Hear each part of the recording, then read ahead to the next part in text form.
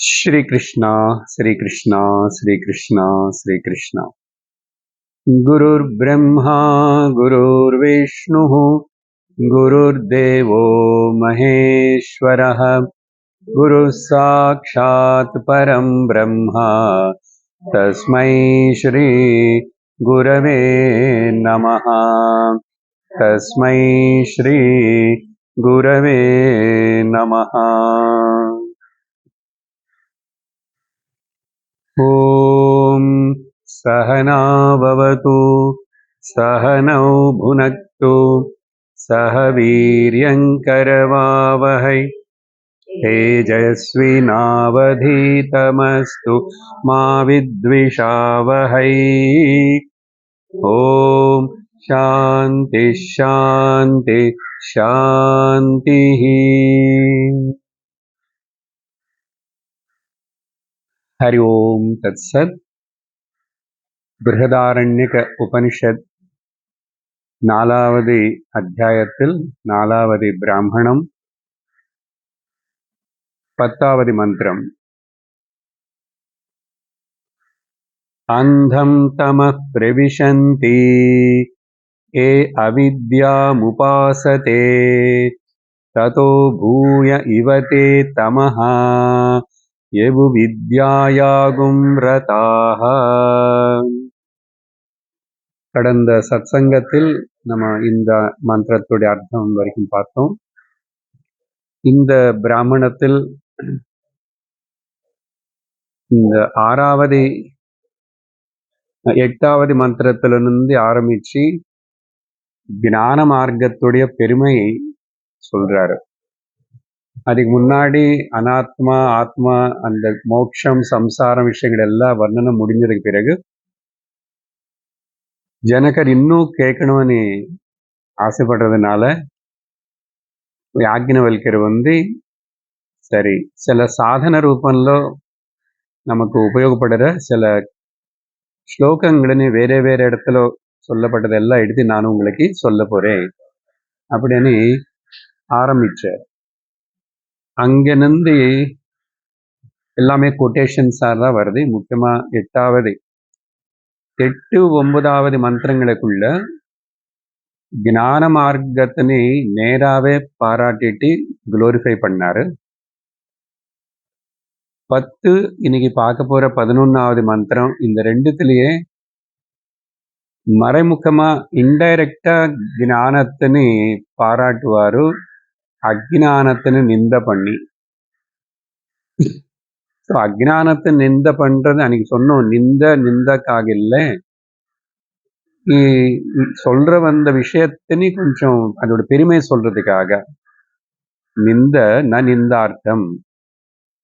அப்போ இந்த 10, 11 மந்திரங்கள் ரெண்டுமே கூட ஈஷாவாஷ உபனிஷத்துல இதே போல் பார்த்தோம். 10வது மந்திரத்துடைய அர்த்தம் என்ன பார்த்தோம்னா,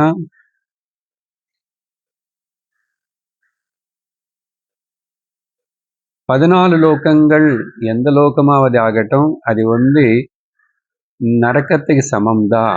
என்ன அந்தம் தமம் இதெல்லாம் சொல்றதுனால நரக்கம்னு அர்த்தம் எடுத்துக்கணும். சரியா? அதனால எல்லாமே நரக்கம் சமம்தான், தாரதமியம் இருக்கு, அவ்வளவுதான். இங்க நம்ம இந்த ஞான மார்க்கத்தினை பாராட்டி இப்படி இதோட பெருமை சொல்லும் போது பிரம்ம வித்யை தவிர மிச்சம் எல்லாமே அபராவித்யெல்லாம் அவித்யான்னு சொன்னார் சங்கரர்.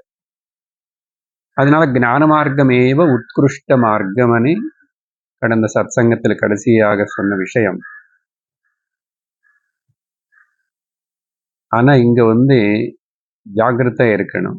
ஞான மார்க்கத்தின் இவ்வளவு பாராட்டி சொல்றாங்கனால கர்ம மார்க்கம் உபாசனா மார்க்கங்கள்னு ரொம்ப நம்ம மட்டம் தட்டி பேசி அது வேண்டாவே வேண்டான்னு சொல்லல. அதனால கர்ம மார்க்கம், கர்மயோக, உபாசனா இந்த ரெண்டுத்துடைய ரிலவன்ஸ் என்ன, அதுக்கு எந்த அளவுக்கு அதுக்கு முக்கியத்துவம் இருக்கு, எந்த அளவுக்கு அதில் லிமிட்டேஷன்ஸ் இருக்கு, Therefore, we must know the limitation and the relevance of the Karma Yoga and Upasana Yoga. இது புரிஞ்சுக்காம சில வாட்டி வேதாந்தம் படிக்கிற ஸ்டூடெண்ட்ஸ் ஆவது சில யாராவது ஆச்சாரியர்களுக்கு கூட யாராவது அப்படி அது ரொம்ப அது தேவையில்லை, அது வேஸ்ட், இப்படி எல்லாம் சொன்னா அது தவறு. ஏன்னா இது ரெண்டுமே நம்ம பூர்ணமா நெகேட் பண்ணலாம். அது செய்யலைன்னா உனக்கு நீ வேதாந்தத்துக்கு ஞான மார்க்கத்துக்கு வர முடியாது. அப்போ அது தகுதி கொடுக்கறதுனால அதுக்கு ரெலவென்ஸ் இருக்கு, ஆனா லிமிட்டேஷன் இருக்கு. ரிலவென்ஸ் தெரியும், ஆனா லிமிட்டேஷன் தெரியாம பண்றது தவறு. இன்னொரு பக்கம் இன்னொருத்தர் அதோடைய லிமிட்டேஷன்ஸ் தெரியும், ஆனா அதோடைய ரிலவென்ஸ் தெரியாம இருந்தா அது இன்னொரு தவறு. 2 பேரு தவறு தான். வேதாந்திக் ஸ்டூடெண்ட் அப்படி இருக்கக்கூடாது, இப்படி இருக்கக்கூடாது, நல்ல ஜாக்கிரதையா புரிஞ்சுக்கணும். அப்படி இல்லாம யாராவது வேதாந்தம் பேசுறாங்க, அப்படி இல்லை ஒரு ஆச்சாரிய ஸ்தானத்தில் இருக்காருன்னா அவர் ஏன் இப்படி ஒருவேளை அவர் சரியான மார்க்கத்திலோ இல்லை, எது வேதாந்தம் டீச்சர் அப்படி இருந்து கூட அதுக்கு தகுந்த போது வாழறது இல்லைன்னா காரணம் என்னன்னா இந்த கர்ம உபாசன யோகங்கள் சரியா பண்ணாம வந்திருக்கணும். கர்ம உபாசன யோகங்களை சரியா பண்ணாம வந்திருக்கணும். அதனால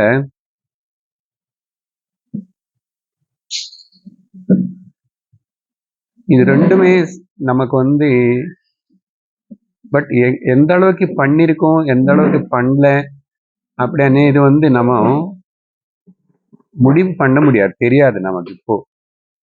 ஆனா இப்போதைக்கு நம்ம நல்ல ஞான மார்க்கத்துல நம்ம ஈடுபடுறோம், புரிஞ்சுக்கிறோம், விரும்புகிறோம். அப்புறம் நமக்கு புரியறது விரும்புகிறவன்னு சொன்னா அதே போதும், நமக்கு தகுதி இருக்கு அப்படின்னு அர்த்தம். இன்னுமே பார்க்க போறோம். இந்த ரேரிட்டி இது எல்லாருக்கும் கிடைக்கிறது இல்லை, பகு கஷ்டம். அது அடுத்த வரும்போது சொல்லுவாரு. ஆல்ரெடி பார்த்திருக்கோம், இங்க பகவத்கீதையில பார்த்திருக்கோம், உபனிஷத்துல பார்த்திருக்கோம். இது ரொம்ப ரேர், கிடைக்கிறதே கஷ்டம். அப்படி சொல்லி இந்த 10வது மந்திரத்துல என்ன பார்த்தோம்னா, அதான் இந்த மாதிரி யாராவது கர்ம செய்யறவங்களோ அஜ்ஞான லோகங்களுக்கே போறான். இங்க அந்தம் தமம் நரகம்னா அஜ்ஞானம் இருக்கு, அது அங்க கூட. அன்னைக்கு உதாரணம் நான் என்ன சொன்னேன், இந்த நாட்டில இருந்து இன்னொரு நாட்டுக்கு வேலைக்கு போகும்போது அங்க சம்பளம் ஜாஸ்தி கொடுக்குறாங்கன்னா, so you are getting the more remuneration, உன்னுடைய பாவர்ட்டி போயிடும், ஆனா அஜ்ஞானம் போகாது. அதே போலதான் இங்கிருந்து ஸ்வர்க்கத்துக்கு போனாலும் பித்ருலோகத்துக்கு போனாலும் வேற எந்த லோகத்துக்கு போனா கூட அங்க you will get something extra, but அஜ்ஞானம் போகாது.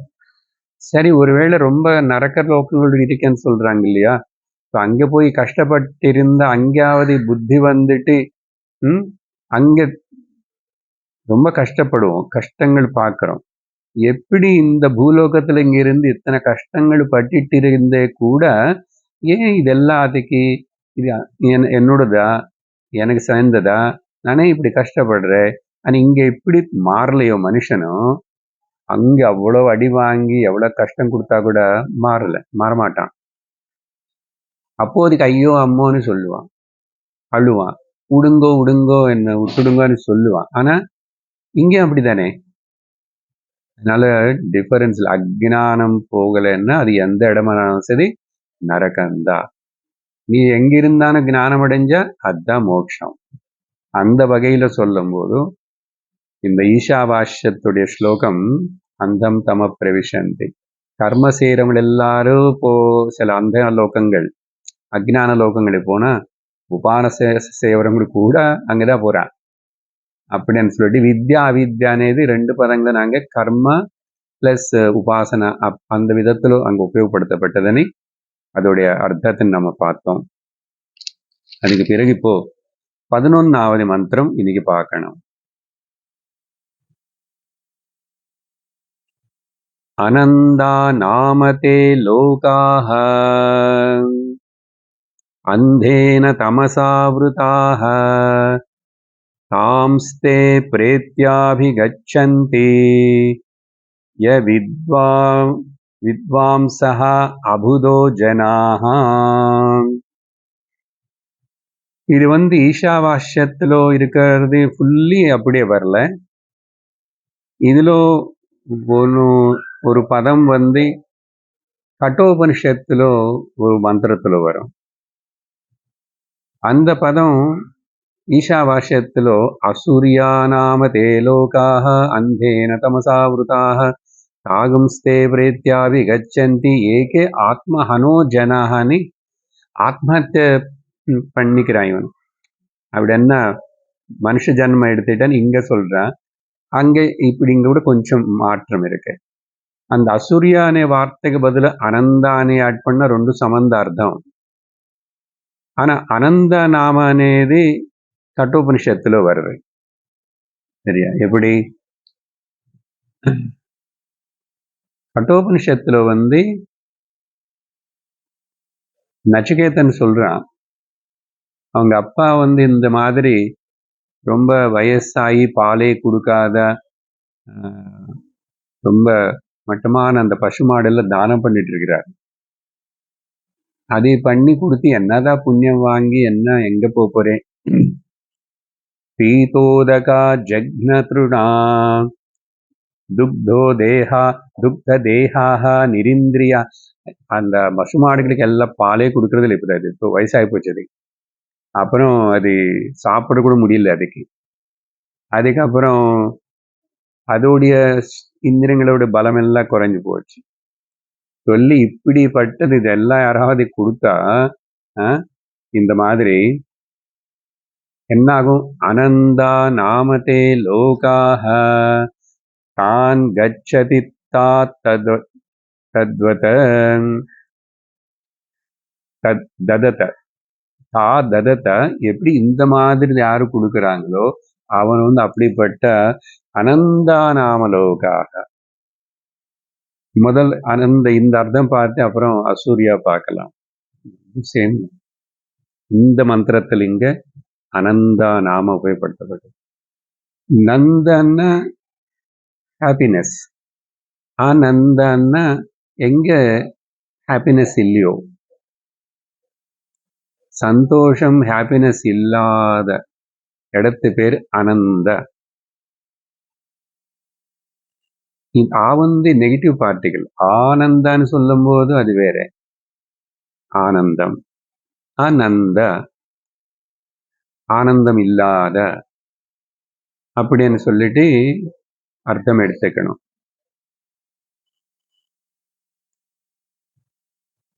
என்ன சொன்ன நான் இப்போ அவித்யான்னு கிரிட்டிசைஸ் பண்றாரு இந்த ஸ்லோகங்களுக்குள்ள 10ல கூட சொல்லி அல்ல. அவித்யான்னு எப்படி கிரிட்டிசைஸ் பண்றாருன்னா நேர பண்ணல. அவித்வான்சக அந்த அவித்யால முனிங்கி இருக்கிற மக்களனை பத்தி சொல்லிட்டே அவித்யானி மட்டம் தட்டி அதை கிரிட்டிசைஸ் பண்றா உபனிஷத்தை. புரியுதா? அதனாலதான் அவித்வாம்சகா. சரியா?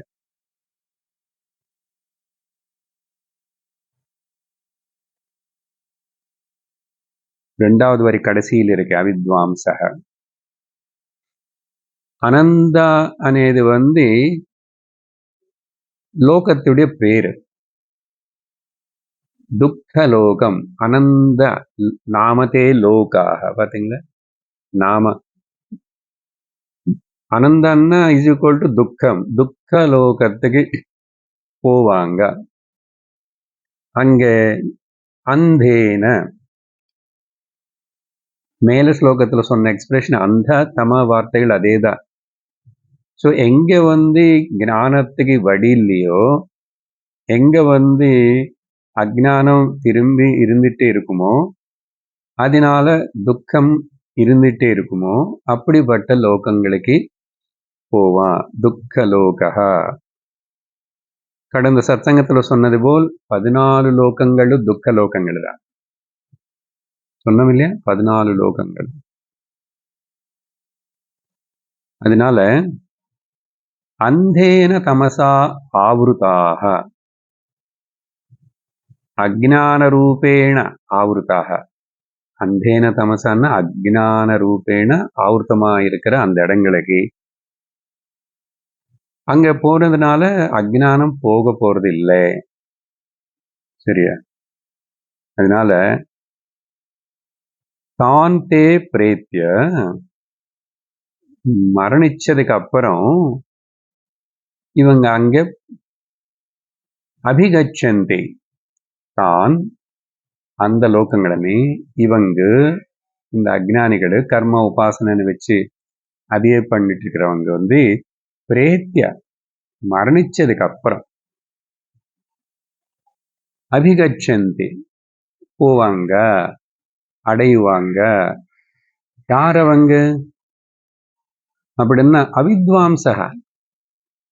இங்க அவித்யா இக்னோரண்ட் பீப்புளா இருக்கிறதுனால தானே திரும்பி இக்னோரண்ட் அவித்யா லோகங்களுக்கே போறான். அவித்வாம்சகான்னு சொன்னா போதும். ஆனா உபனிஷத்து அபுதகான்னு கூட உபயோகப்படுத்துறது. அபுதகன்னானும் அஜ்ஞானிகளுதான், அவித்வாம்சகன்னானும் அஜ்ஞானிகளுதான். அப்ப எதுக்கு 2 வாட்டி உபயோகப்படுத்தணும்? ஏதோ காரணம் இருக்கணும். அப்போ அதுக்கு சங்கரர் என்ன சொல்றாருன்னா, இந்த அவித்வாம்சகான்னு சொன்னா அஜ்ஞானம் ஜெனரல், சாமான்யமா எல்லாருக்கும் இருக்கிற அஜ்ஞானம் அவித்வாம்சக. இப்போ அவித்வாம்சகன்னு ஏதாவது எடுக்கணும். இவர் வித்வாம்சன் இல்லை, இவர் சங்கீத வித்வான், அவர் சம்ஸ்கிருத வித்வான் இல்லையா? அதெல்லாம் கூட வித்யை தானே. அதனால சாமான்யமா அவங்க எல்லாரும் அது இது ஏதோ படிக்கல தெரியாதனால அவித்வாம்சகான்னு அப்படி அதுக்காக சொல்லல. அவித்யா అనేది நிறைய விஷயங்கள் தெரியாத லோகத்திலும் அது எல்லாருக்கும் காமனா இருக்கு இங்க. அதனால ஆனா ஸ்பெஷல் இக்னோரன்ஸ், ஸ்பெஷலா விசேஷமா சொல்லும் போது ஆத்ம அஜ்ஞானம் இருக்கிறவங்கன்னு சொல்றதுக்காக உபனிஷத்தே அபுதகான்னு உபயோகப்படுத்துறது. நம்ம என்ன நினைச்சுக்கிறோம்? அவித்வாம்சான படிக்காதவன், வித்யை இல்லையா அவனுக்கு, எந்த வித்யை கிடையாது, படிப்பில்லாதவன். அது சரிப்பா, நீ எத்தனோ படிப்பு, எத்தனோ வித்வாம்சம், எத்தனோ பட்டங்கள் விருதுகள் எல்லாம் வாங்கி டைட்டில்ஸ் எல்லாம் இருந்தாலும் நீ அபுதன்தான். என்ன உனக்கு ஆத்ம தெரியலையில? ஆத்ம தெரிஞ்சுக்கிட்டியா நீ? அதனால 2 வார்த்தை உபயோகப்படுத்துறது. செல்ஃப் இக்னோரண்ட் பீப்புள் அபுதஹா அப்படின்னு சொல்லி இந்த 11வது மந்திரத்துல அசூரியா நாமம் தே லோக. அசூரியான்னா எங்க வெளிச்சம் இல்லையோ, சூரியன் இல்லை, அசூரியா. இப்ப சூரியன் இல்லை, எல்லாம் கிளவுடியா இருக்கு. அசூரியா அப்படின்னு அர்த்தம் என்ன? எங்க ஞானம் இல்லையோ அதுதான் அர்த்தம். இப்ப 8 மணி நேரம் ராத்திரி சூரியன் இல்லாம நம்ம நல்லதான் இருக்கிறோம், அந்த அர்த்தத்துல இல்லை.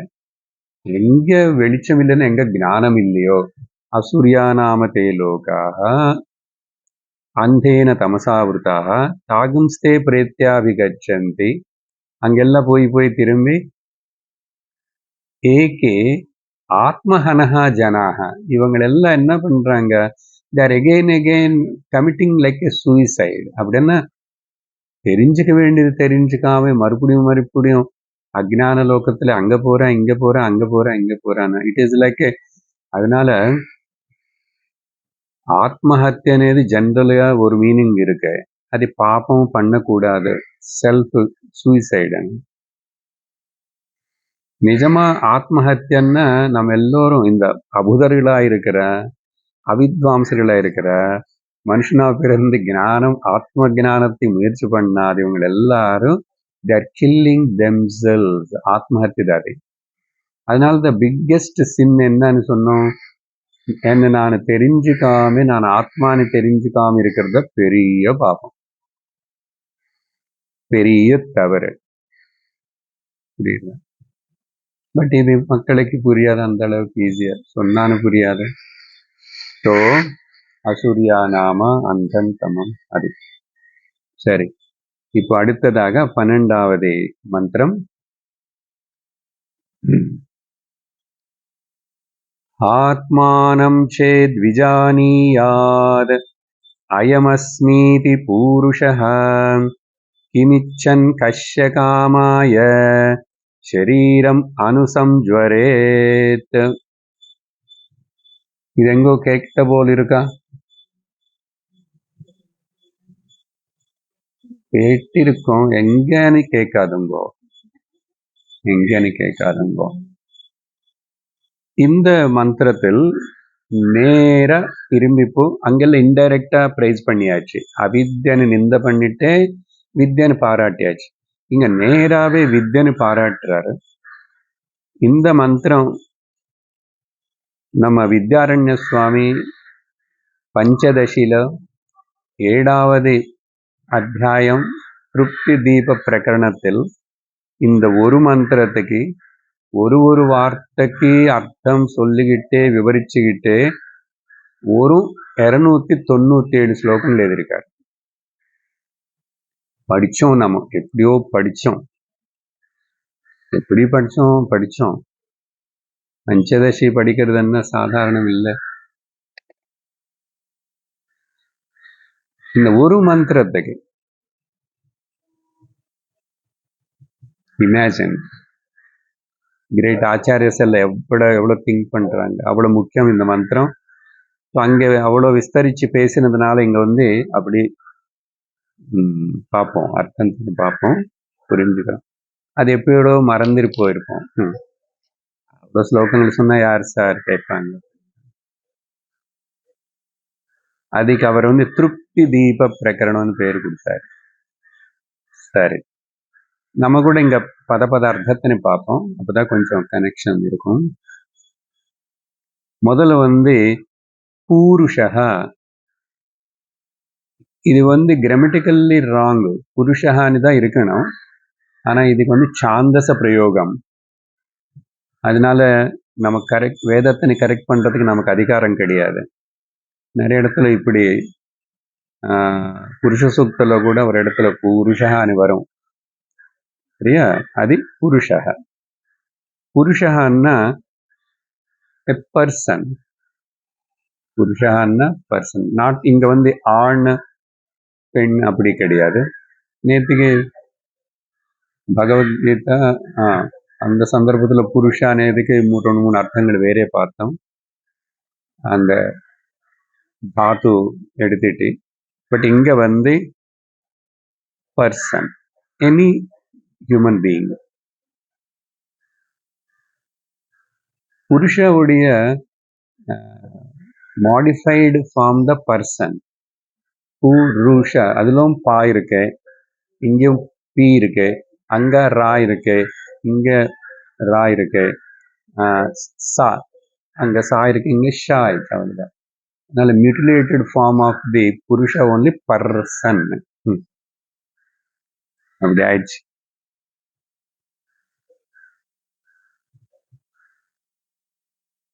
இதோடைய ஜென்ரல் மீனிங் அப்படி ஞாபகப்படுத்துற முதல்ல என்ன, பதம் போகும்போது அன்வயம் இப்படி.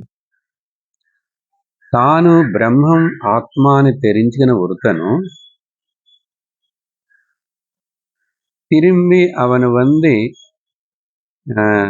அவனுக்காகவோ அடுத்தவங்களுக்காகவோ ஏதாவது ஆசிப்பானா? அவனு சரீரத்துக்கோ இல்லைன்னா சுத்தி இருக்கிற யாராவது சரீரத்துக்கோ ஏதாவது கஷ்டம் அப்படியெல்லாம் வந்தா அந்த சரீரத்துக்கு வந்த ஜுவரத்துக்குனால இவனு மென்டல் ஜுவரத்தினால கஷ்டப்படுவானா? சரீரத்துக்கு வர ஜுரம்னு அர்த்தம் எனி பெயின். அதனால இவனும் ஆத்மா நானு பிரம்மமனு ஆத்மா அகமஸ்மி இதி புருஷக தெரிஞ்சுக்கிறவனும் அப்படி அனுஜ்வரம்னா சரீரத்துக்கு வர கஷ்டம், அனுஜ்வரம்னா அதனால மனசு படுற கஷ்டம். படுவானா? கேள்வி இருக்கு, அதுலயே படமாட்டான் అనేది பதிலும் அதிலே வருது. Anybody will suffer mentally because of his body or others body, or whether he have any desire to him or any desire to fulfill for others இருக்காது. இதுதான் ஜெனரல் மீனிங். அப்ப எது சார் அவர் அவ்வளவு கஷ்டப்பட்டார் பார்ப்போம். 297 ஸ்லோகம். சரி, இது மனசுல வச்சு பார்க்கும்போது ஆத்மானம் பிரம்ம ஜகத் காரணபூதம் అని சொல்லி விஜானியாத், யாரு ரொம்ப தெள்ளந்தெளிவு கிளியரா தெரிஞ்சுக்கிட்டானோ இப்படி தெரிஞ்சுக்கினவனும் அயம் பூருஷகான்னு இருக்குல்ல, அந்த அயம் வார்த்தனை அகமன்னு போட்டுக்கணும். ஏன் அகம் அஸ்மி இதி, அகம் அஸ்மி இதி விஜானீதः, அந்த பிரம்மம் நானன்னு சொல்லி பாருங்க. ஆத்மானவன்னா பிரம்மம், நானு பிரம்மவனி தெரிஞ்சுக்கணும் ஒருத்தனும் அப்படின்னு அடுத்த அர்த்தம். அகம் அஸ்மி இதி, because Asmi Anna singular first person, அகம் அஸ்மி இதி அயமனி அங்க உபயோகப்படுத்திட்டா கூட இல்லைன்னா அதுதான் நானு, அயமன்னா அது நானு, அயம் அது நானு, அந்த அயமன்னா அப்புறம் அகம், அகம் நானே அந்த பிரம்மன் சொல்லி இது நான் ஆத்மா பிரம்மஸ்வரூபமனி அபரோக்ஷத்தையா பிரகாசமானக. சங்கராச்சாரியர் இவனுக்கு இது அபரோக்ஷத்தையா, இது பிரத்யக்ஷம் இல்லை இவனுக்கு, இது பரோக்ஷம் இல்லை. பிரத்யக்ஷம் இல்லை, அபரோக்ஷம் இல்லை. சரி, அப்போ என்ன சொல்லணும்? அப்பிரத்யக்ஷ அப்பரோக்ஷ பிரத்யக்ஞானம். பிரத்யகாத்மான ஐக்ஷத்து பிரத்யக்ஞானம்.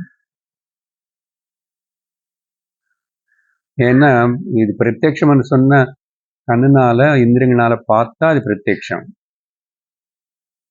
இல்ல, அது எங்கோ கைலாசத்துல இருக்கு அங்கெங்கோ இருக்குன்னா அது பரோட்சம் பகவான்.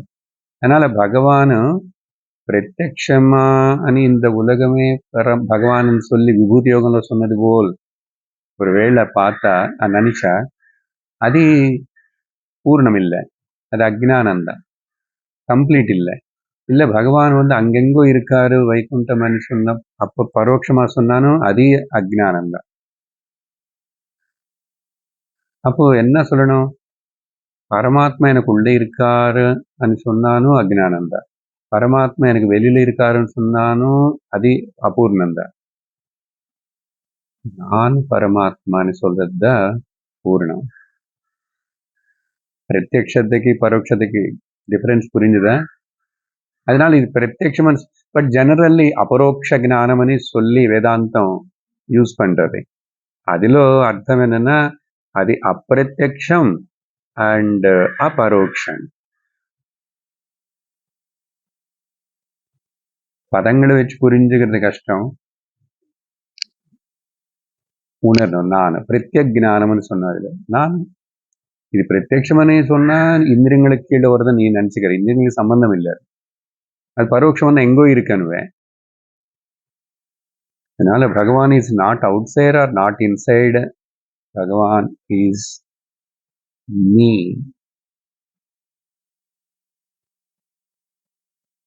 சரி. அபரோக்ஷதையா பிரகாசமானः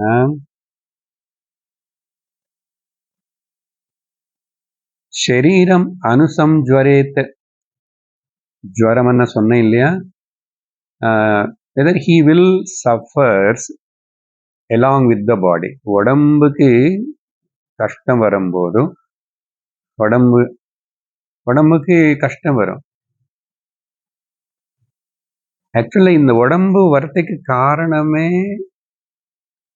to undergo the pain R pain and pleasure you can say. But pleasure நமக்கு பிரச்சனை இல்லை நினைக்கிறோம். சஃபரிங் தான் கஷ்டமா இருக்குல்ல. அதனால இந்த உடம்பு வந்த பர்பஸ் இது உதைக்கிறதுக்கு தான் வர வச்சிட்டோம். நல்லா அண்டர்கோயிங் த பெயின். இது யாரும் தப்பிச்சு முடியாது. அவதாரம் எடுத்து வந்தா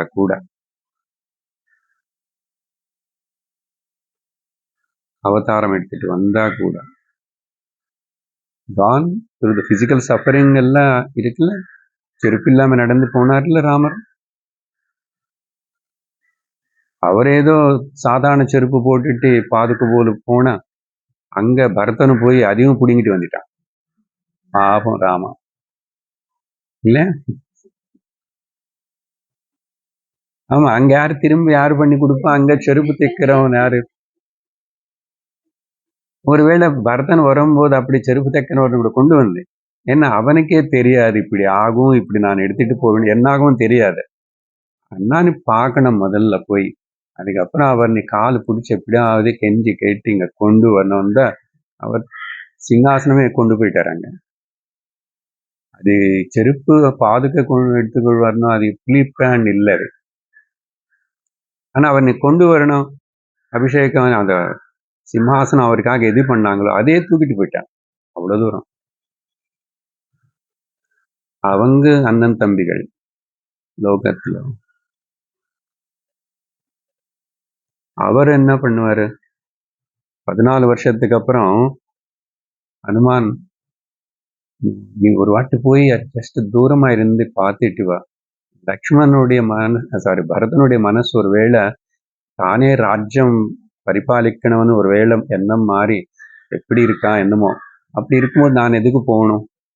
என் தம்பி தானே பண்ணிக்கிட்டோமே. அவனுக்கு ஒருவேளை அப்படிப்பட்ட ஆசை இருக்கலாம். காலம் ஓடுனதுக்கு அப்புறம் மாறும் இல்லையா அப்படின்னு நினைச்சார். போய் பார்த்தா அங்க அவனு அக்னி பிரவேசம் பண்றதுக்கு எல்லாம் பண்ணிக்கிட்டு ரெடியா இருக்கும்போது அனுமான்ஜி உடனே ஓடி போயிட்டு, ஐயோ உங்க தம்பி அப்படிப்பட்டவன் இல்லை, நீங்க சீக்கிரம் வரணும்.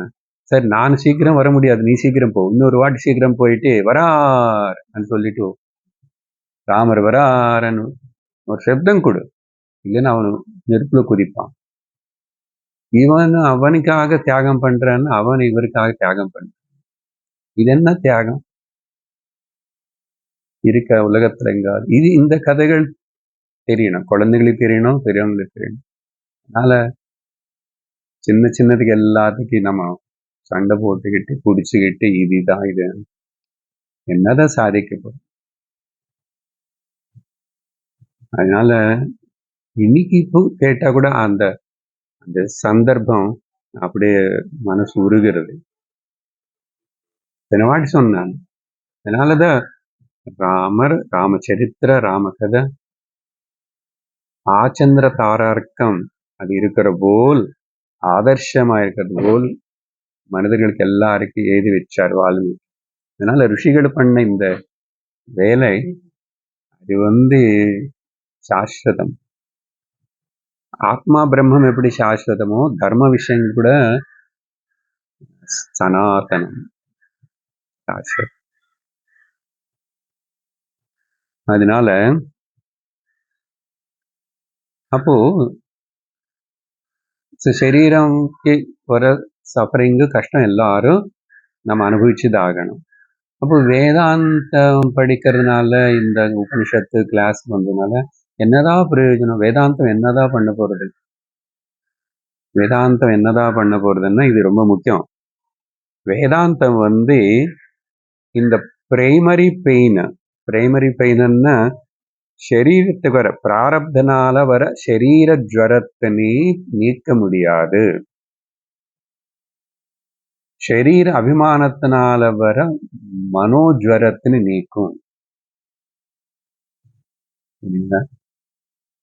அதனால சைக்கலாஜிக்கல் பெயின், செகண்ட் பெயின் மனோஜ்வரம்னா சைக்கலாஜிக்கல். நம்ம எல்லாத்துடைய கஷ்டம், சரீர கஷ்டம் கூட பரவாயில்லன்னு சில வாட்டி தாங்கிட்டு அப்படி எல்லாம் இருக்கும். ஆனா அந்த சரீரத்துக்கு வர்றது நினைச்சோ அது பயந்தோ அந்த வியாதி பத்தியோ இது பத்தாவது இல்லை வேற யாரோ ஏதோ சொன்ன மனசுக்கு வர அந்த இது வரணும் எவ்வளவு அது ரொம்ப பெருசு. அப்படிதான் அந்த மனசுக்கு வர ஜுவரத்தினாலதான் ஒரு மனுஷனும் தோல்வி அடைஞ்ச ஏதாவது விஷயத்துல தற்கொலை பண்ணிக்கிறான். அப்படி என்ன சரீரத்தின் தியாகம் பண்றதுக்கு ரெடியா இருக்கான். ஆனா அப்படிப்பட்ட அந்த சரீர தியாகம் அது சரியானது இல்லையே, அது பாப்பமாயிடுதே. ஆனா ஞானம் அடைஞ்சு சரீர தியாகம் இப்படி பண்ணா எப்படி? மென்டல்லி சரீரன்யாசகையே தேகோன்யாசகையேவ சந்நியாசகனா காஷாய வாசசான்னார் சங்கரர். இந்த தேகாபிமானம் விடுறதா சந்நியாசம் தவிர காஷாய வஸ்திரம் போட்டுக்கிறது இல்லை. என்ன அதுதான் ப்ராப்ளமா இருக்கு. ஸோ மனோஜ்வரம் அதினி வேதாந்தம் நீக்கும். ಶರೀರ அபிமானஜன்ய மனோஜ்வர நிவೃತ್ತಿ. வேதாந்தம் என்ன பண்ணும்? ಶರೀர அபிமானஜன்ய மனோஜ்வர நிவೃತ್ತಿ பண்ணும். அதனால ஸோ சம்ஜ்வரம் ಶರೀர வலி சரீரத்துக்கு வருது. அதே வரும் சரீரம் பிராரப்தத்தினால வரும். பிராரப்தம் ஏன் வந்துச்சுன்னா சரீர அபிமானத்தினால்தான் பிராரப்தமே வந்துச்சு. நம்ம இப்போதைக்கு பிராரப்தனால சரீரம் வந்துச்சுன்றோம். அந்த பிராரப்தம் ஏன் வந்துச்சுன்னா சரீர அபிமானம் தான். அது இப்போ விடலாமில்ல. அனுசம்ஜ்வரம்னால மானசிக மென்டல் பெயின். அதனாலதான் சம்ஜ்வரம்னாவே சொல்லலாம். அனுசஞ்சரேத்தன்னாரு. அதான் mentally he will suffer along with the body suffering. ரொம்ப முக்கியமான ஸ்லோகம் இது. டெய்லி அப்படி மனசுல ஞாபகம் வச்சுக்கிட்டா வாழ்க்கைன்னு சமாளிச்சுக்கலாம். இல்லைன்னா ரொம்ப கஷ்டம், பிரச்சனைகள் வந்துட்டே இருக்கும். நம்ம சரீரத்தினால நமக்கு பிரச்சனை வரும். இப்போ அடுத்தது இதுல 2 கேள்வி இருக்கு. ஆக்சுவலா 2 விதமா கேள்வி. ஆன்சர் இதுல இருக்குன்னு சொன்னோம். சகஜமா லோகத்துல இந்த நம்ம எல்லாரும் பண்ற பிசிக்கல் ஸ்ட்ரகிள் 2 வகை. ஒண்ணு என்னுடைய ஆசைகளை நிறைவேற்றுகிறதுக்காக ஸ்ட்ரகிள் பண்றது. ரெண்டாவது அடுத்தவங்களுடைய ஆசைகளை ஃபுல்ஃபில் பண்றதுக்காக அவங்களுடைய நீட்ஸோ ஆசைகளோ, ஆசைன்னா நீடு அது ஃபுல்ஃபில் பண்றதுக்காகவும் ஸ்ட்ரகிள் பண்றது. ஸோ எல்லாரும் 2 விதமான பிசிக்கல் ஸ்ட்ரகிள். உடைக்கிறோம், ஓடுறோம், கஷ்டப்படுறோம், செய்யறோம். 2த்துக்கு ஒன்று என்னுடைய ஆசைகள் நிறைவேறதுக்கு, இன்னொன்னு அடுத்தவங்களை உங்க நெருங்கி இருக்கிற. ஆனா జ్ఞానికి అయమాత్మా అస్మి ఇది పురుష అని తెలుసుకుని ఇవనికి இந்த 2மே எதுவுமே அவருக்கு இந்த ஜுவரத்தினை, இந்த ஸ்ட்ரகிள்னை கொடுக்காது. ஞானி விஷயத்திலும் இந்த 2மே எதுக்கு ஞானி விஷயம்? ஞானம் பத்தி பாராட்டுறது உபனிஷத்துல. அதனால ஞானி பத்தி சொல்லணும். அவனுக்கு இருக்காது, இந்த 2மே இருக்காது. அந்த மந்திரத்துல 2மே இருக்கு. வர அந்த உங்களுக்கு காட்டுறாரு. இது புரிஞ்சுக்கும் முதல்ல. ஏன்னா அவன் நான் பூர்ணன்னு தெரிஞ்சுக்கிறதுனால அவனுக்கு டிசைர்ஸ் ஃபுல்ஃபில் பண்ண வேண்டிய ஓட்டம் கிடையாது.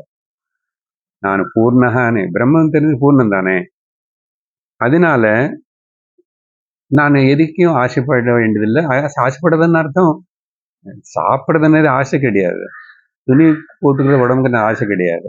அதனால பிக்ஷா ஸ்நான பானாதி இதெல்லாம் கண்டினியூ பண்ணுவான் சங்கரர் ஏதுவார். அவனுக்கு சாப்பாடு அது வரைக்கும் வேண்டிய அளவுக்கு அது ஆசை கிடையாது.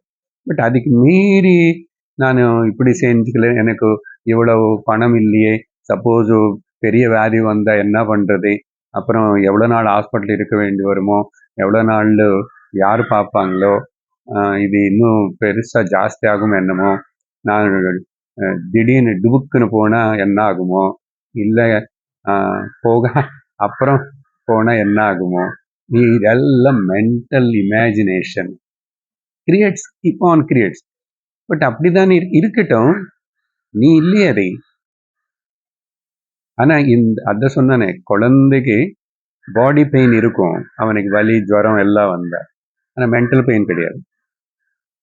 இதே அங்க சொல்லியிருக்கேன் ஒரு வாள், ஹாஸ்பிட்டலுக்கு ஸ்கூலுக்கு எவ்வளோ நாள் லீவ் போடுமோ, மெடிக்கல் லீவ் கொடுப்பாங்களா இல்லையா, இல்லைன்னா சேலரி கட் பண்ணுவாங்களா, அப்பாக்கு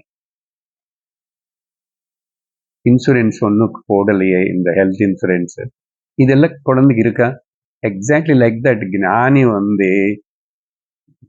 அதெல்லாம் இருக்காது. என்ன நடக்குமோ நடக்கும், போயிட்டு இருக்கும். யார் பார்த்துக்கணும், எப்படி பார்த்துக்கணும் எல்லாம் அது நடக்கும்.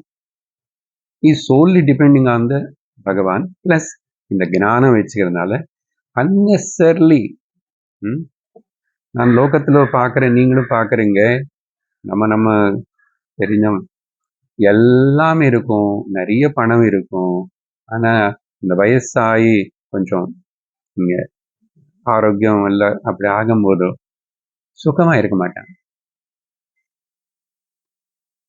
கரெக்டா செட்டில் பண்ண வேண்டியதெல்லாம் அந்தந்த டைம்ல செட்டில் பண்ணி மனசன் இந்த மாதிரி தயார் பண்ணிக்காம இருக்கிறதுனால அவங்களை இருக்கிற 2-3 பேரு குழந்தைகளோ மருமகளோ அவங்களை பார்த்துக்கிற போல் இவங்க பிரவர்த்திக்க மாட்டாங்க. அவங்களுக்கு வெறுப்பம் இவங்களை எப்படியாவது நம்ம பார்க்க வேண்டாம், இவங்களை எங்காவது இருந்து போட்டோம் போல் ஆயிடுச்சு இப்போ லோக்கல்ல சிச்சுவேஷன் எல்லாம். மேக்சிமம் அவங்களும் பணம் செலவு பண்ண மாட்டாங்க, இவங்களும் அந்தந்த என்ன செய்யணும் செய்யல, இப்படி இருக்கும். பட் ஹெல் நரக்கம் போல் வாழ்வான். இவங்களுக்கு மனசு வராது செலவு பண்ணது, அது எப்படி வச்சுக்கிறது என்னன்னு அதனால லூஸ் எண்டிங்ஸ் எதுவுமே இருக்கக்கூடாது. By retirement stage no loose endings, everything is kept in a proper place, that's it. Now my job is only looking into the truth. அப்படி இருக்க மாட்டேன். என்ன இதெல்லாம் தெரிஞ்சுக்கல, ப்ரிப்பரேஷன் கிடையாது. அதை நேச்சுரல்லி இருக்கிறவங்களுக்கு கூட முடியாத உடம்பு அப்படி எல்லாம் ஆகியிருக்கும்போது எத்தனை வருஷம் எத்தனை மாசம் யாரு பார்த்துக்குவாங்க? பணம்னா கூட ஐயோ நம்ம மாட்டிக்கிட்டோமே, இப்போ நம்ம எங்க போக முடியாது, அப்புறம் டாக்டரு ஹாஸ்பிட்டலு நர்ஸு அது இதுன்னு எல்லாம் பண்ணணும், நம்மளதெல்லாம் இதாயிடும், நம்மளும் டைட் ஆயிடும் மென்டல்லி. என்ன தோணும் மனசுல, இப்போ சீக்கிரமா கடவுள் கூட்டிட்டு போவாரோ நீ மனசுல நினைச்சு என்ன நானும் ஹெல்டப் ஆயிட்டேன் பாத்தீங்களா. சரி அவங்க ஏதாவது பேசாம இருந்து அப்படியே எனக்கு மினிமம் என்ன வேணுமோ அதை பார்த்துக்கிறாங்க எல்லாமே, பேசாம இருந்து ஒரு கம்ப்ளைண்ட் பண்ணாம எப்பவும் பகவான் நாம சொல்லிக்கிட்டு குறை சொல்லாம இருப்பாங்களா வயசாய பெரியவங்கள? அதையும் இல்லை. ஸோ 2 பக்கம் இப்படி ஆகிறது. இதெல்லாம் ஏன்னா இந்த ஞானம் இல்லாதனால எவ்வளோ கஷ்டம். அதனால ஞானிக்கு இதெல்லாம் கிடையாது. சரி, 2வது என்ன, ஒன்று அவருக்கு பூர்ணம்னால அவருக்கு டிசைரு கிடையாது எது ஃபுல்ஃபில் பண்றதுக்கு. 2வது என்ன சொன்னோம், அடுத்தவங்களுக்காக. சப்போஸ் ஞானிக்கு குடும்பம் இருந்தாலும் குழந்தை இருந்தாலும் இல்லை சன்னியாசியா இருந்தா கூட ஞானிக்கு அவருக்கு இன்னொரு రెండో వస్తువు అనేది யாரும் இல்லை அவர் திருஷ்டில. முதல்ல அப்படி வேதாந்த பாயிண்ட்ல பார்க்கலாம். There is no second and another some other then him, another body. என்ன, எல்லா பாடிஸ் மித்யா தானே. இவர் பூர்ணமான இருக்கும்போது அவங்களெல்லாம் பூர்ணமே தங்கமே. அதனால செகண்ட் అనేది இல்லை அவர் திருஷ்டிలో. அதுக்காக ஸ்ட்ரகிள் பண்றதுக்கு. அப்படி சொல்லும் போது ஒரு சந்தேகம் வரும். ஆனா ஞானிகள் சார், ஒருவேளை சன்னியாசி ஞானி, ஒரு சுவாமி எல்லாம். அதனால இந்த கிமிச்சன் இருக்க பாத்தீங்களா, கிமிச்சன் சொன்னா இதுல சங்கராச்சாரியர் கொடுக்கிற அர்த்தம் கொஞ்சம் டிஃபரெண்டா இருக்கு. வித்யாரண்ய சுவாமி எடுத்துக்கிற கிமிச்சன் கஸ்ய காமாய ரெண்டு இருக்குங்க. இங்க அது நான் எப்படின்னு பாக்குறேன் பாரு. சங்கரன் என்ன சொல்றாருன்னா, இந்த கிமிச்சன்னா மதர்த்தம் అనుసంజరేత్. కిమిచ్చన్ என்ன ஆசைப்பட்டு నేను சரீரத்துக்கு இப்படி ஆகி போறது, இன்னும் இன்னும் கொஞ்ச நாள் இருந்தா நல்லா இருந்திருக்குமே, ஏன் இப்படி ஆயிடுச்சு, அப்ப எல்லாம் பண்ணாம இருந்த, இல்ல ஏதோ ஒன்று சின்னதே. நான் இன்னும் கைலாஸ் மானசரோவர் பார்க்கல, அது ஒன்று கூட பார்த்துட்டு இருந்தேன், எத்தனோ பார்த்துட்டு. நான் இன்னொருத்தர் வச்சுக்கிறோம், சுவிட்சர்லாந்து மட்டும் பார்க்கல. ஐ வென்ட் பேங்காக்கு, டாங்காக்கு, எல்லா காக்குக்கு போயிட்டு வந்தேன். அப்படி பீகாக் இது போல சுவிட்சர்லாண்டு இல்ல. எனக்கு 2 பேத்தி 2 பேருன்னு எல்லாரும் கல்யாணம் சார்ந்தது. கடைசி சின்ன பேத்திக்கு மட்டும் கல்யாணம். அதை கூட நான் பார்த்து கண்ணு மூடிட்டா நல்லா இருக்கும். ஒரு டிசைர் இது இருந்தா நீ திரும்பி பிறக்கணும்.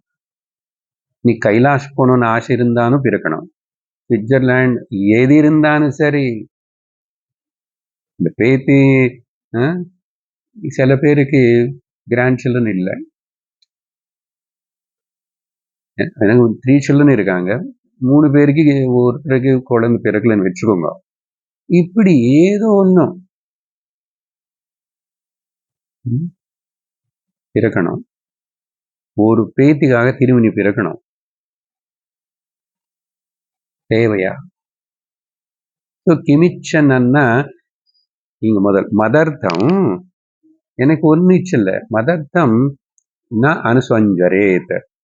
அதனால எனக்கு இது ஆசை நிறைவேறதுக்கு ஒன்றும் கிடையாது. நான் இந்த சரீரம் வச்சு அடைய வேண்டியது அடைஞ்சாச்சு. அதுக்கப்புறம் இது எப்படியாவது போட்டு என்ன ஆகட்டும். I have no any desire to fulfil and complete. அதனால மதர்த்தம் அது இல்லை, கிமிச்சன் சரீரம்.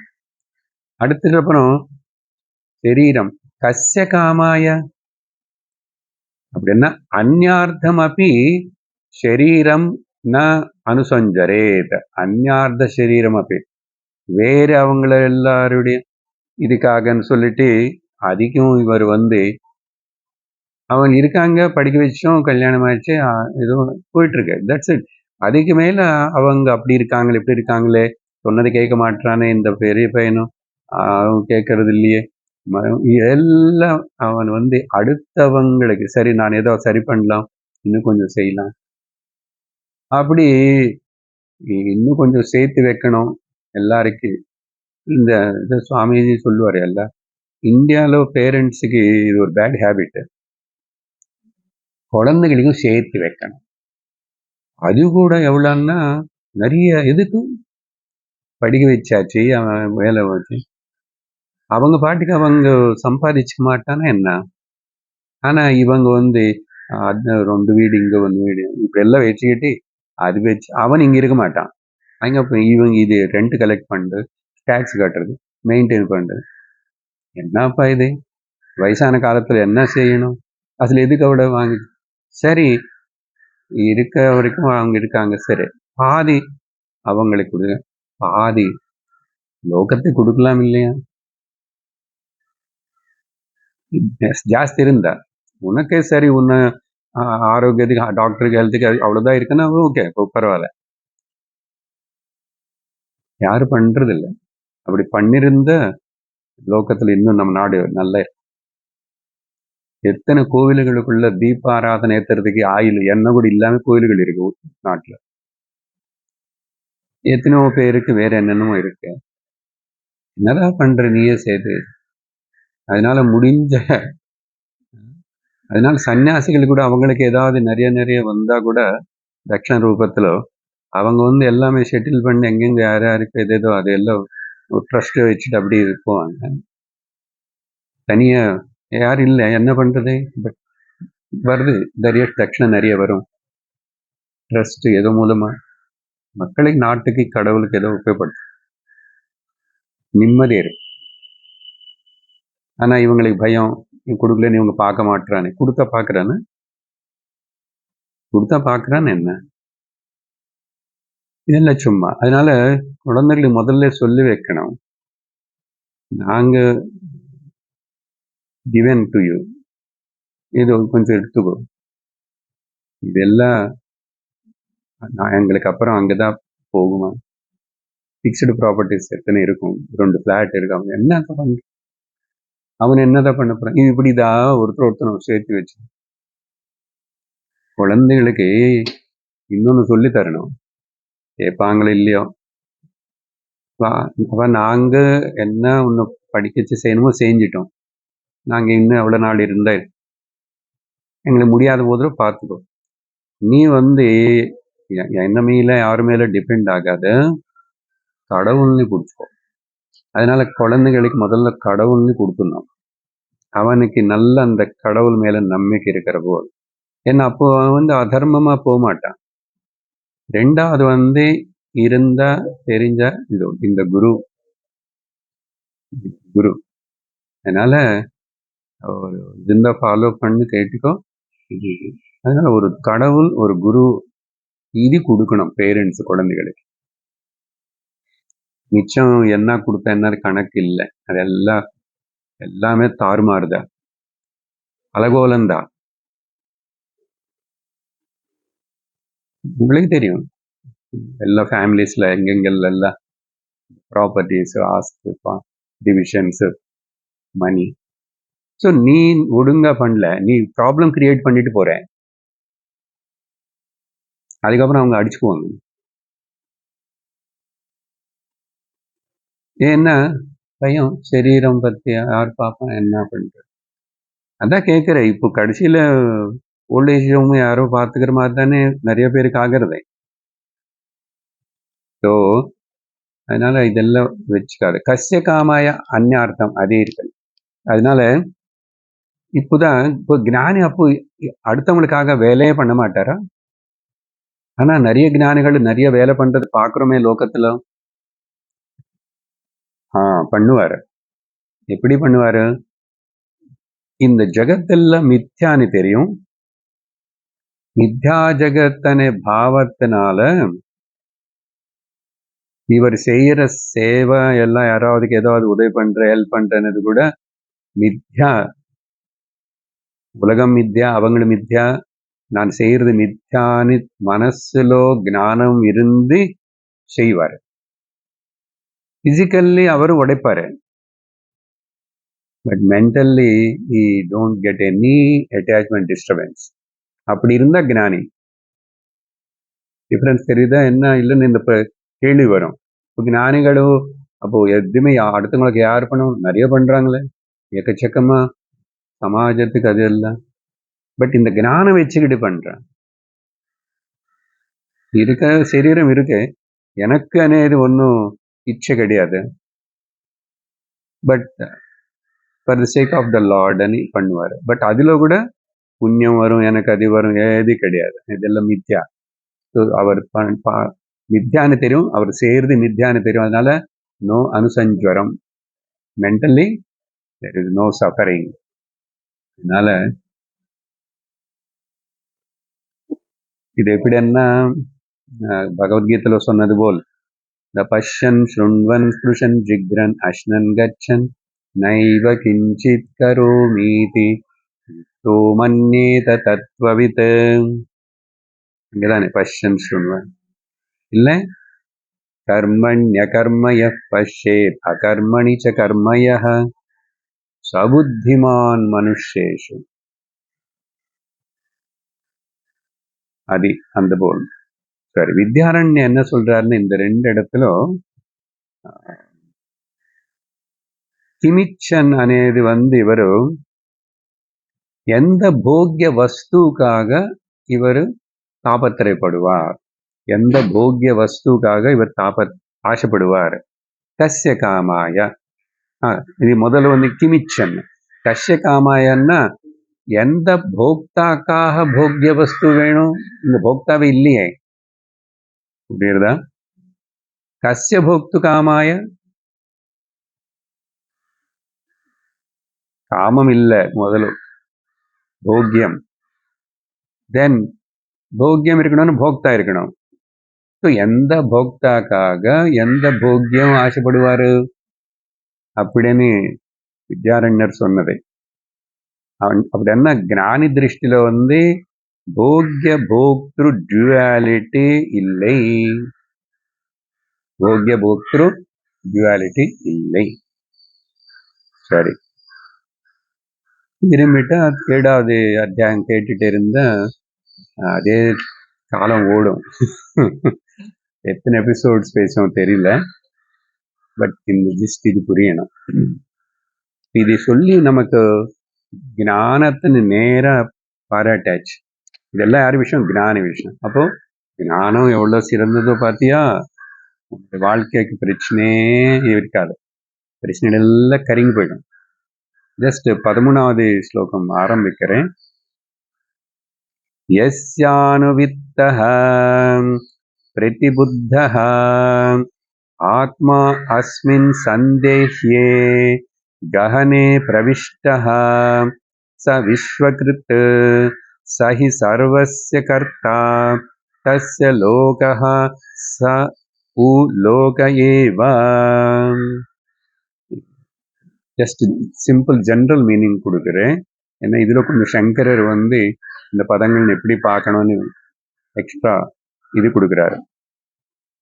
இங்க எஸ்ய అనేది ஏனா అని மார்த்துக்கணும்னா தவறு கிடையாது, அர்த்தம் புரியறதுக்கு.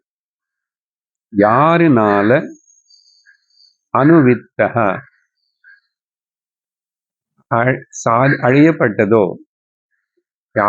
யாரு அடைஞ்சானோ, யாரு இந்த அனுவித்தக అనేది விந்ததி, ஆப்னோதி அடைஞ்சார், கடிச்சது, அப்புறம் கச்சதி, இதெல்லாமே நம்ம மிஸ்லீட் பண்ணக்கூடிய, கன்ஃபியூஸ் பண்ணக்கூடிய பதங்கள் வேதாந்தத்தில்.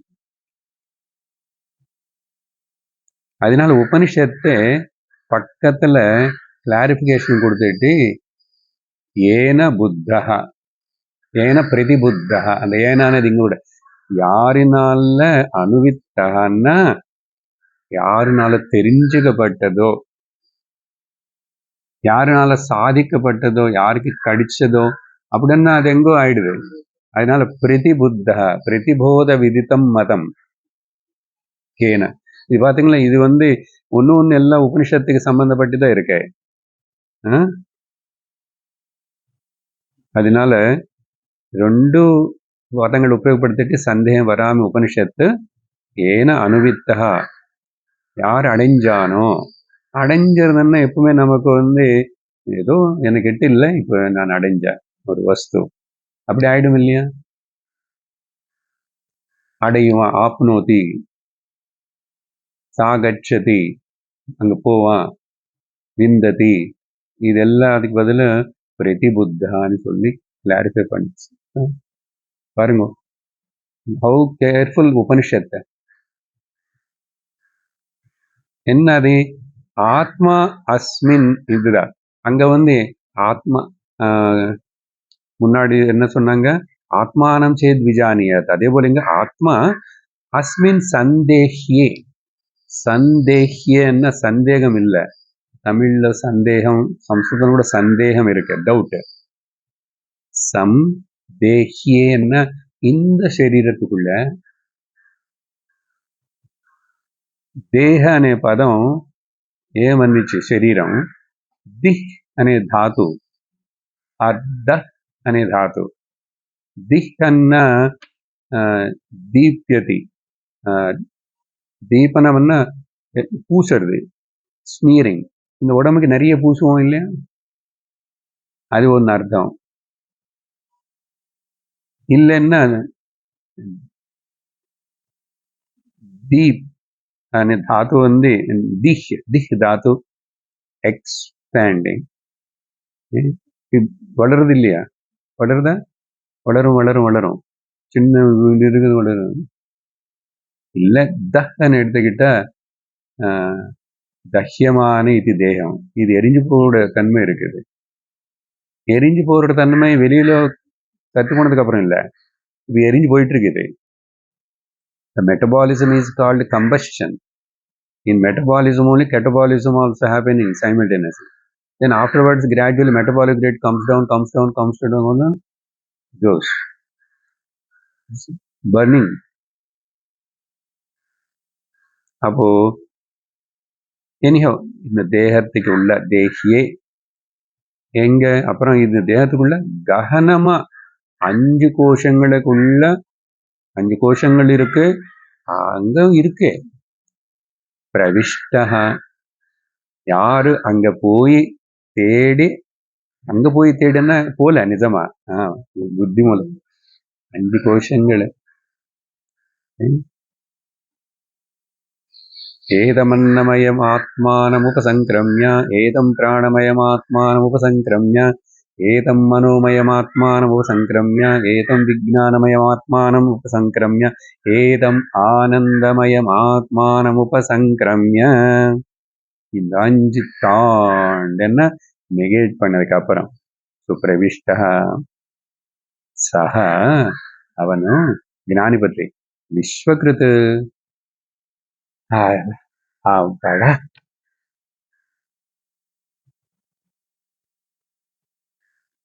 செய்யறது ஒண்ணும் கிடையாது, செய்யாம இருக்கிறது ஒண்ணும் இல்லை. No any illusions. விஸ்வகிருத்து. அங்கே கூட திரும்பி இது என்ன விஸ்வகிருத் అనేది ஒரு டைட்டிலா என்ன? ஞானிக்கு ஒரு டைட்டில் அப்படின்னு நினச்சிக்கிறோம்னு சொல்லிட்டு இப்போ டைட்டில்ஸ் இருக்கும் பார்த்தீங்களா? என்னது இங்க கம்மி, சதுர்வேதி திரிவேதி நார்த் இந்தியாவில்.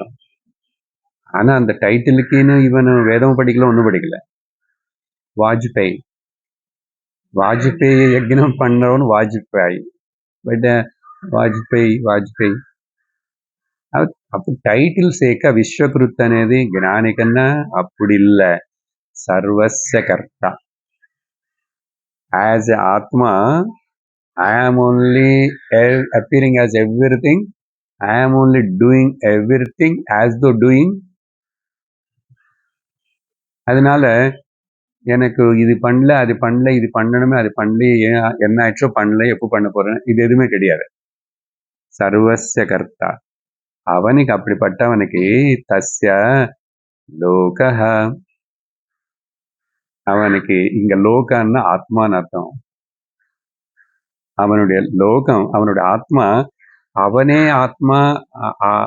இது என்னன்னா ச ஊ అనేది ஒரு இது பார்ட்டிகல். ச லோக ஏவ, அவனே ஆத்மா, அவனுக்குள்ளேயே ஆத்மா, அவனுக்கு வெளியில ஆத்மா, அவனே ஆத்மா. இங்க தஸ்ய லோகன் அவனுடைய லோகம், அவனுடைய ஆத்மா அவனேதான் ஆத்மா, இவனேதான் இவனே ஆத்மா. இவன் అనేది கிடையாதுன்னு அர்த்தம் ஆக்சுவலா. ஸோ ரொம்ப வித்தியாசமா உபனிஷத்து இந்த மந்திரத்தில் முடிக்கிறது. சம் எக்ஸ்ட்ரா பாயிண்ட்ஸ் இன்னும் கொஞ்சம் இருக்கு, அது அடுத்த சத்சங்கத்துல பார்ப்போம்.